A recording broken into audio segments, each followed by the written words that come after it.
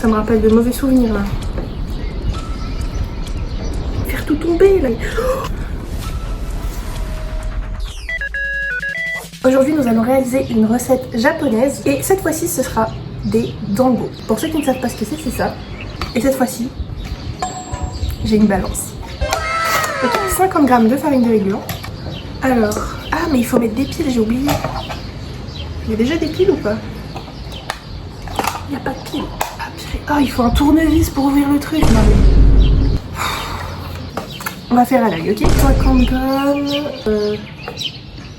Là, je dois être 10 g.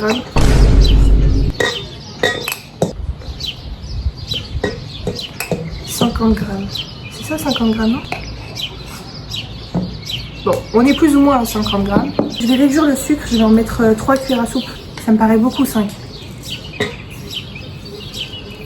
Ok, voilà. Donc il faut mélanger. Et ensuite, on va mettre 90 g d'eau bouillante. 90 g, je pense que c'est pas plus d'un verre, en vrai. J'ai une pâte comme ça.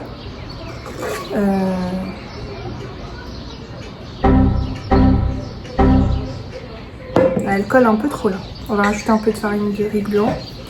Je pense que j'étais pas exactement à 50 g, c'est pour ça. Hop. Voilà. Là on est bon. Encore un peu d'eau. Je fais un peu de... Attends, il y a du vent. Il y a du vent. Je vais prendre toute la farine de riz là. Oui, j'ai vidé le pot. 50 g, il avait dit du coup. 50 g. Hein. Je vais récupérer la pâte, je vais la mettre sur une planche. Non, mais en vrai, c'est réussi là. C'est réussi. Je suis sûre. Voilà. Alors, qu'est-ce qu'on en pense des dango? Ça me rappelle de mauvais souvenirs là. J'aurais dû rajouter un peu de farine de riz blanc là. Parce que là, c'est trop collant. Vous le sentez pas vous aussi, hein? Moi non plus. Allez. Allez. Je vais faire tout tomber.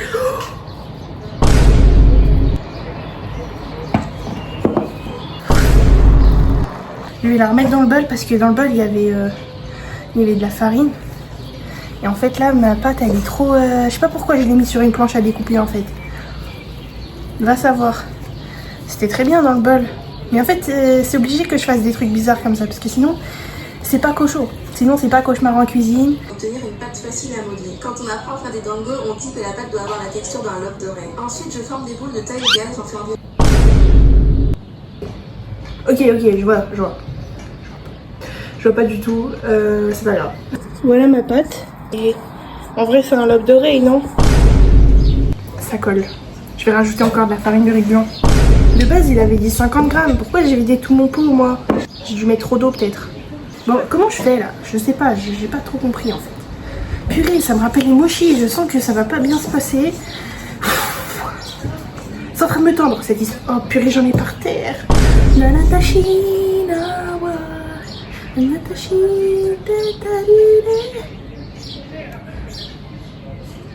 Ça colle. Donc ce qu'on va faire, c'est qu'on va prendre les pots de farine de riz blanc et on va tout mettre.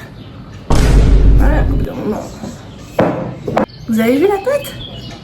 Incroyable. Elle colle encore un peu malheureusement. Donc on va rajouter le fond qui reste. N'hésite pas à ajouter un peu de farine de riz blanc si cela te semble trop humide. Maintenant on passe à l'étape du colorant. Il nous faut une boule blanche, une boule verte et une boule rose. Donc là j'ai pris un verre d'eau, je vais mettre un peu de matcha. Ah, j'en ai un peu trop mis. J'ai pas le truc pour mélanger donc je vais venir mélanger avec une baguette. Et du coup ça va venir faire coller ma pâte, non? Ah.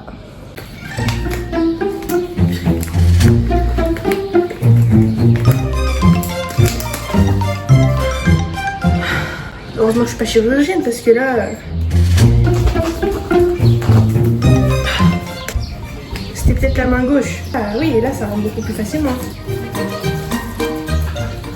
Bon, c'est un petit carnage, mais on progresse. Pour faire un colorant vert, du coup, je vais mélanger du bleu et du jaune. Je vous apprends rien. Un tout petit peu, genre vraiment un tout petit peu. Purée, genre trop mignon. Bah je vous ai pas montré mais j'en ai mis bien en vrai.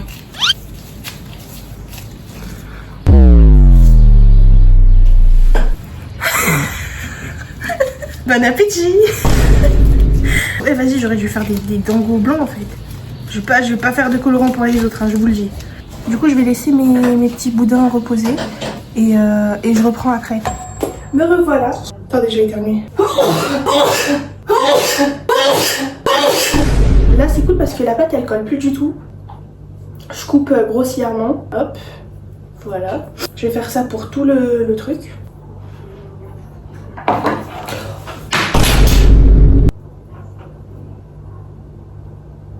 J'ai fait tomber le couteau et je me suis fait mal au pied. Et voilà. Maintenant il va falloir les faire cuire dans de l'eau. Hop. Et voilà. Donc là j'attends juste qu'ils remontent à la surface. Du coup comme j'ai pas réussi à mettre du colorant, je vais plutôt faire ce genre de dango. Du coup il faut préparer la sauce. Je sais pas si vous verrez très bien, mais il y a des boules qui remontent à la surface. Là je viens de les verser dans de l'eau froide pour arrêter la cuisson. Je pensais pas aller jusque là dans la recette. Là je suis en train de préparer la petite sauce sucrée qu'on met sur la brochette. Je suis trop contente. J'espère que ça va être bon. Donc dans le tuto normalement on est censé mettre de la sauce soja, de la maïzena, du sucre et de l'eau et du mirin, mais j'ai pas de mirin. J'ai testé et à ce qui paraît il faut remuer jusqu'à ce que ça durcisse. Mais je remuais, ça durcissait pas. Du coup bah j'ai recommencé et j'ai juste fait du caramel simple.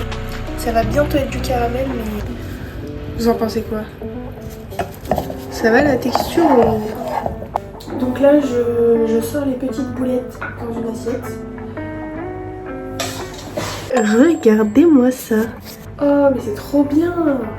Oh, mais dingue, je suis trop contente. Ça va être un peu ghetto, je vous avoue. Elle avait un chalumeau pour les griller. Moi j'ai un briquet. On va voir si ça marche. Là je vous avoue que ça... Ah, je me suis brûlée. Incroyable. Pour l'instant j'ai l'impression que c'est réussi. Tada! Et je suis trop fière de moi. Mais ça colle pas guys. Je fais du caramel pour rien. Ça colle pas. Oh non. Tching. Goûtons ça.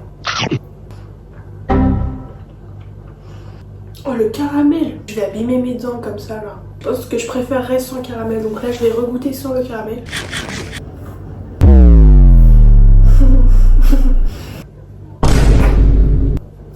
Maman, tu peux me dire ton avis sincère? Je peux goûter? Attends, je mets la lumière.